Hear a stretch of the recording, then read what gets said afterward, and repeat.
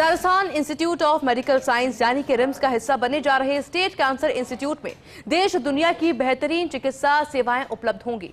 मुख्यमंत्री भजनलाल शर्मा की आरयूएचएस को रिम्स के रूप में विकसित करने की घोषणा को धरातल पर उतारने में जुटे चिकित्सा शिक्षा विभाग ने इसके लिए बड़ी प्लानिंग की है। इसके तहत प्रतापनगर में बन रहे 500 बेड के स्टेट कैंसर इंस्टीट्यूट को मुंबई के ख्यातिनाम कैंसर इंस्टीट्यूट टाटा मेमोरियल की तर्ज पर विकसित किया जाएगा। इसके लिए जल्द ही एक एमओयू साइन करने की तैयारी है। रिम्स विधेयक के विधानसभा में पास होने के बाद आगे की तैयारी में जुटे चिकित्सा शिक्षा सचिव अमरीश कुमार से खास बातचीत की एसोसिएट एडिटर विकास शर्मा ने। मुख्यमंत्री भजनलाल शर्मा की मंशा थी कि आरयूएचएस को रिम्स में तब्दील किया जाए और एक हायर इंस्टीट्यूट बनाया जाए, और उसको लेकर के विधेयक जो है विधानसभा में पारित हो गया है। हमारे साथ मौजूद है चिकित्सा शिक्षा सचिव अमरीश कुमार जी, उनसे बात करते हैं। काफ़ी मेहनत की है, पूरा प्रयास किया है और एक इकजाही करके उस विधेयक को पास कराने में इनकी महत्वपूर्ण भूमिका रही है। सर, सबसे पहले तो आपको बधाई।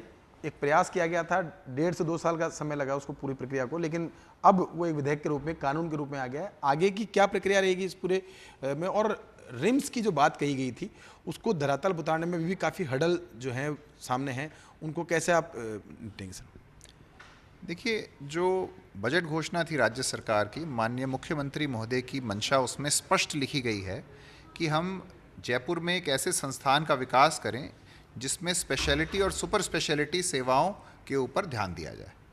तो अब आज राजस्थान में हमारे पास कुल 31 मेडिकल कॉलेज हैं, उसमें से रिम्स एक है। तो बचे हुए 30 मेडिकल कॉलेजेस में ज़्यादातर में यूजी सुविधा उपलब्ध है और जो पुराने 6-7 मेडिकल कॉलेजों में पीजी सुविधा भी उपलब्ध है। तो रिम्स की जो परिकल्पना की गई है वो एक स्पेशलिटी और सुपर स्पेशलिटी मेडिकल कॉलेज एवं अस्पताल के रूप में की गई है।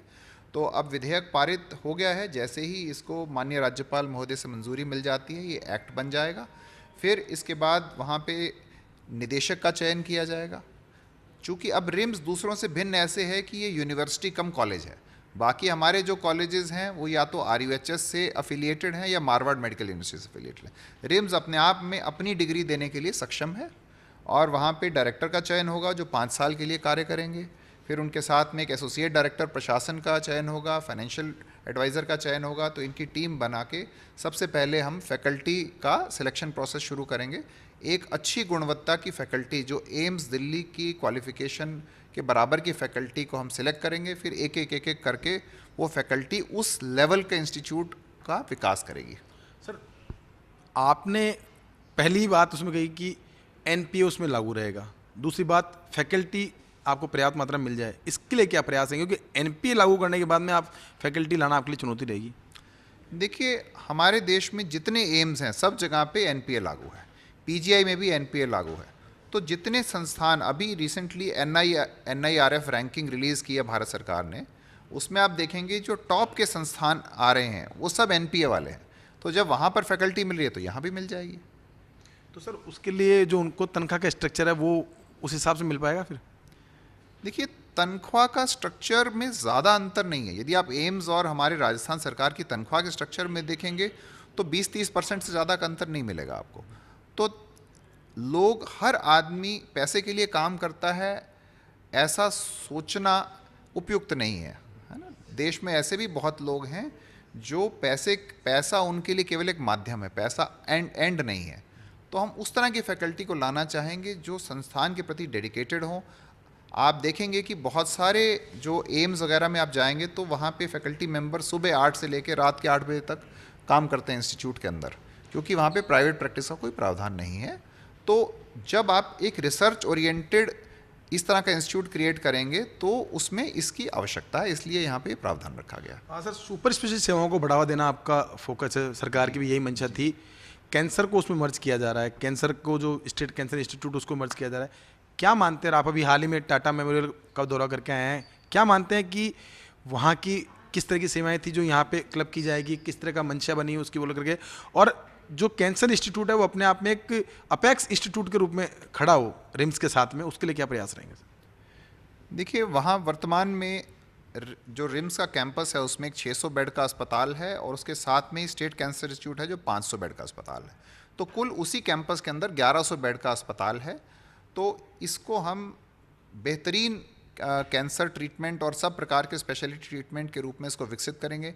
जिस जिस इक्विपमेंट की आवश्यकता है वो लेंगे, जितनी फैकल्टी की रिक्वायरमेंट है उतनी फैकल्टी को हायर करेंगे, और उसके वहाँ से हम ये प्रयास करेंगे कि पूरे प्रदेश में कैंसर की सुविधाएं उपलब्ध हों और वहाँ से पेशेंट रेफ़र होके यहाँ पे आए। तो हम टाटा मेमोरियल में जो विज़िट करके आए हैं वहाँ पर उनके पास एक कैंसर को अच्छे से ट्रीट करने की पूरी एक व्यवस्था है। तो उस व्यवस्था के साथ हम उनके साथ एक जल्दी एक MOU साइन करेंगे और उनके सहयोग से उस तरह के प्रोसेसेस यहाँ पर हम लागू करेंगे राजस्थान के अंदर।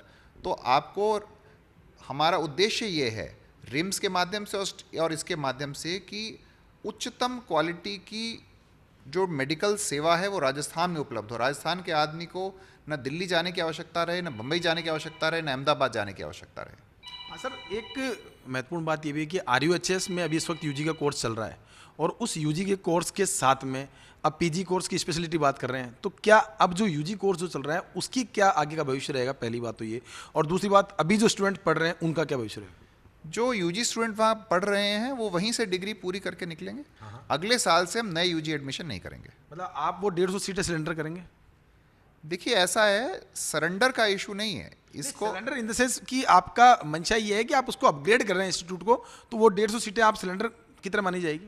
देखिए जो इंस्टीट्यूट है उसकी परिकल्पना एक PG इंस्टीट्यूट के रूप में की गई है, तो निश्चित रूप से वहाँ पे PG की ही सुविधाओं का विकास किया जाएगा। सर एक अंतिम सवाल हो रहा है, RUHS की फैकल्टी जो है वो अभी कह सकते हैं सांकेतिक रूप से विरोध में बैठी हुई है, हर चीज़ का वो विरोध कर रही है। क्या उनकी क्या डिमांड्स है, उनको अभी तक आप कन्विंस नहीं कर पाए? और क्या उनको खूब आपने पहले भी एक बार कही थी कि परिवार का हिस्सा है, बैठ के बातचीत कर लेंगे, तो क्या उनका क्या भविष्य रहेगा? वो देखिए जब ये रिम्स में पूरे तरीके से हम देखेंगे तो मेरा ये मानना है कि यहाँ पर तकरीबन 300 से 500 फैकल्टी मेंबर्स की पोस्ट होंगी, और अभी वर्तमान में वहाँ पर हमारे पास कुल 45 फैकल्टी मेंबर हैं जो वर्ष 2014-15 में रिक्रूटमेंट हुआ था।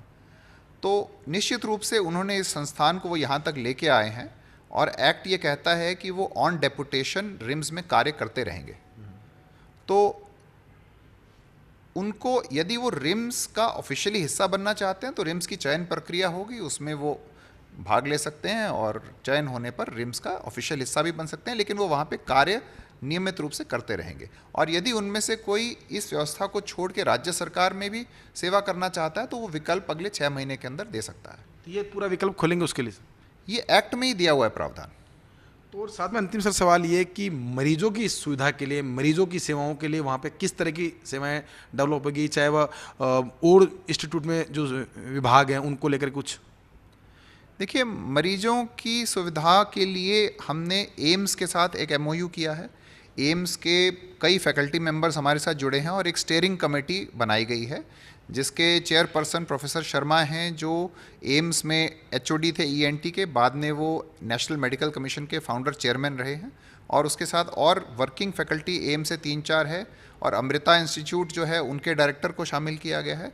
तो ऐसे एक स्टीयरिंग कमेटी है, वो लोग इसके ऊपर विचार विमर्श करके, मंथन करके अलग अलग डिटेल रिपोर्ट सरकार को देंगे कि यहाँ पे इस प्रकार की सुविधा विकसित की जाए। और वैसी सुविधा विकसित करने के लिए राज्य सरकार ने ऑलरेडी 750 करोड़ रुपए का बजट प्रावधान बजट में किया हुआ है, तो बजट उपलब्ध कराया जाएगा और वैसी सुविधाएं वहाँ विकसित की जाएंगी। तो ये थे हमारे साथ अमरीश कुमार, जिन्होंने बताया कि किस तरह से रिम्स को धरातल पर उतारने के लिए प्रयास किए गए थे, आगे प्रयास और किए जाएंगे। और साथ में उन्होंने कहा कि न सिर्फ जो रिम्स है वो सुपर स्पेशलिटी सेवाओं को बढ़ावा देगा, बल्कि एक कैंसर का एक अपेक्स इंस्टीट्यूट भी खड़ा होगा जिसमें कि देश दुनिया के अंदर अपना एक अलग पहचान प्राप्त करेगा। कैमरा पर्सन सुरेंद्र के साथ विकास शर्मा, फर्स्ट न्यूज।